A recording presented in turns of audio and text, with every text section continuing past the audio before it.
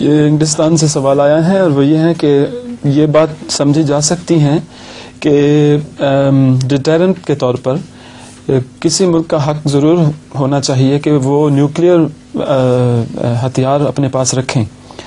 किसका होना चाहिए? डिटेरेंट के तौर पर हाँ जी, न्यूक्लियर वेपन्स रखना जो है जायज़ होना चाहिए हर एक के लिए। मगर क्या इस्लाम केमिकल और बायोलॉजिकल हथियार रखने की इजाज़त दे सकता है, जबकि हमें पता है कि वो इससे क्या होता है? न्यूक्लियर वेपन्स के भी खिलाफ है, जिससे बहुत बड़ी तबाही फैलती है। और जो केमिकल वेपन्स हैं या बायोलॉजिकल वेपन्स, वो तो बहुत ज़्यादा ख़तरनाक हैं, इसलिए इस्लाम उसकी इजाज़त नहीं दे सकता। एक छोटी सी लड़की अपनी दादी से पूछती है कि दादी अम्मा आपकी उम्र कितनी है? तो वो कहते हो बेटी मुझे याद नहीं है। तो वो कहती है कि आसान बात है, आप अपने कोट के पीछे ना देखें, लेबल के ऊपर आपकी उम्र मिलेगी वहाँ, क्योंकि मेरे कोट के ऊपर लिखा हुआ है 4 से 5 साल। ठीक है, लेबल के ऊपर। जी।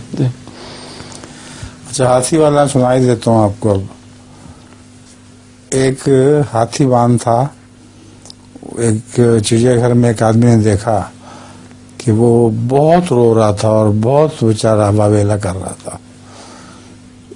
उसने पूछा तुम्हें क्या तकलीफ हुई है?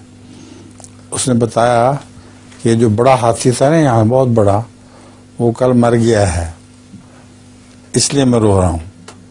उसने कहा अच्छा, तुम्हें हाथी से बहुत मोहब्बत थी? उसने कहा नहीं, मोहब्बत तो नहीं थी, मगर आज कब्र खोदने की मेरी बारी है। हेलो।